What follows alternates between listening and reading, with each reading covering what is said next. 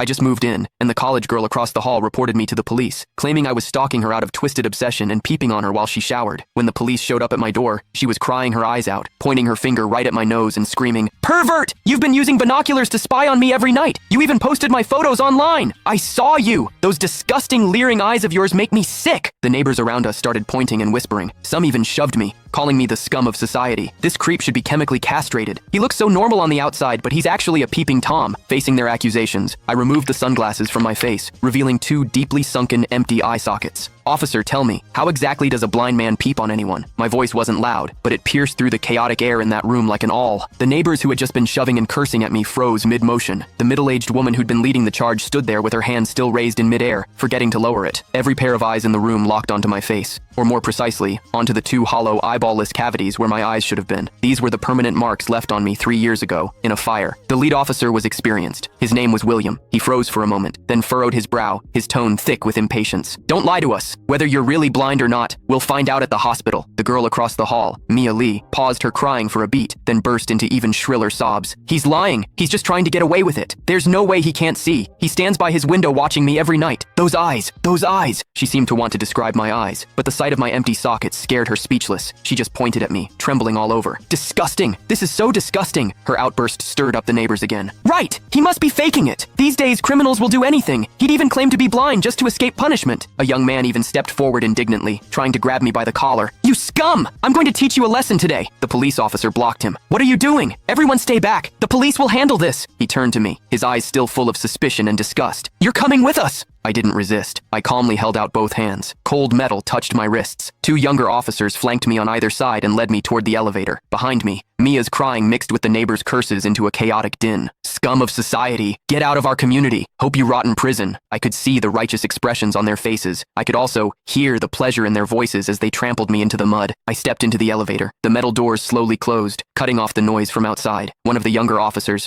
probably new to the job, couldn't help but ask me quietly, Are you really blind?" I tugged at the corner of my mouth but didn't answer. The other officer patted his shoulder, signaling him to keep quiet. But I knew that in their minds, the scales had already tipped completely in favor of that tearful young girl. After all, it was a young, pretty, pitiful college student on one side, and on the other, a suspicious man living alone, wearing sunglasses. In their eyes, it was crystal clear who was the victim and who was the perpetrator. What they didn't know was this. Sometimes, what the eyes see is the biggest lie of all. And I, a blind man, had seen something that none of them had. For instance, when Mia accused me, her heartbeat was steady, without a single ripple of genuine emotion. The interrogation room at the police station was harshly lit by fluorescent lights, and the air smelled faintly of mildew. I sat on a cold metal chair. Across from me were William and a female officer. Click the link in my bio to get the full story for free.